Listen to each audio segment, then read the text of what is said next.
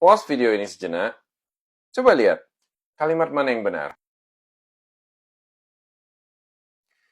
Jadi di video saya yang terakhir ini ya, ada yang bingung gitu soal penggunaan which di dalam sebuah kalimat. Jadi menurut saya ini topik yang bagus untuk kita pelajari gitu, karena banyak orang yang nggak ngerti. Kalimat ini banyak yang mempertanyakan, ini which-nya itu harus diikuti dengan which is a normal thing atau which are a normal thing. Well, kebingungan ini muncul dari satu kesalahpahaman sebenarnya. Melihat which ini referensinya kemana. Kalau which ini referensinya ke subjek, yaitu some children, atau referensi which ini ke objek, yaitu smartphones, maka sebaiknya which ini diikuti dengan which are dong. Karena children dan smartphones kan jamak, gitu ya. Well, actually, which itu juga bisa dipakai untuk mereferensikan seluruh klausa di sebelumnya. Sebelumnya adalah some children have their life on their smartphones. Satu fenomena ini, bahwa anak-anak sekarang kehidupannya itu banyaknya di HP-nya mereka.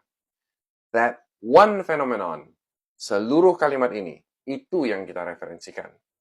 Makanya jawabannya adalah which is.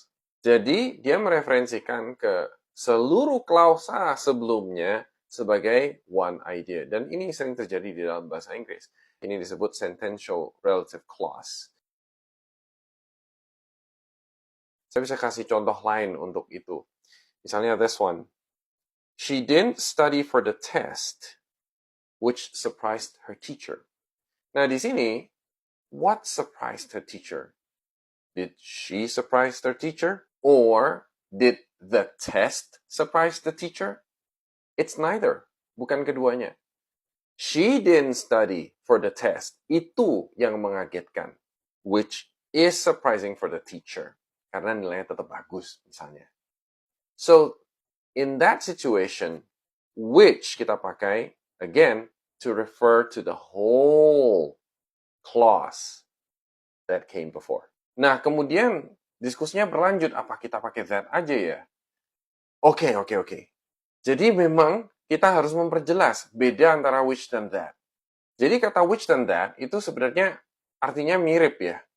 Bahwa itu artinya yang gitu. Bisa digunakan untuk mereferensikan noun, subjek ataupun objek. Tetapi ada bedanya. Jadi kata that itu cuma bisa dipakai untuk menjelaskan noun yang di sebelumnya. Jadi harus nempel gitu dia. Tapi that itu tidak fleksibel. Dia tidak bisa menjelaskan. Contoh, kata benda yang sudah spesifik. Dia itu cuma bisa untuk menjelaskan kata benda yang tidak spesifik. Plus, that nggak bisa dipakai untuk menjelaskan seluruh kalimat. Jadi, you cannot use that in that kind of a situation as a sentential relative clause.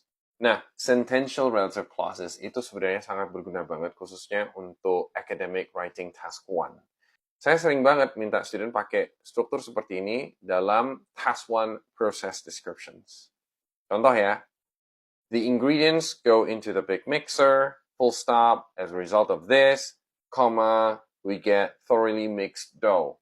Nah, jadi kata this di sini ini pronoun reference yang sangat penting. Kita bisa ubah pronoun reference ini menjadi kata which untuk mereferensikan proses yang terjadi sebelumnya, yaitu the ingredients go into the big mixer. Yang kita lakukan adalah kita ubah dulu titik itu menjadi koma, oke? Lalu s-nya jadiin huruf kecil ya. As a result of this, this-nya jadiin which. Hasilnya adalah the ingredients go into the big mixer, comma, as a result of which we get thoroughly mixed dough. It's beautiful. This is so much better. Dan dengan mengubah sedikit seperti itu, kalimat kita tuh kayak lebih bagus gitu loh kualitasnya in terms of complexity. Dan ini nih ada beberapa kalimat-kalimat yang juga menggunakan sentential relative clause. You have after which is very good. The mixture is cooled, after which it is packaged. During which is also nice. The dough is left to rest for 30 minutes, during which it expands. The baking lasts for 40 minutes, at the end of which the cake is removed. These are all great examples. Jadi, sentential relative clauses. Very, very, very useful for you guys. Okay? Try and master this if you want to boost your IELTS writing score, especially writing task 1.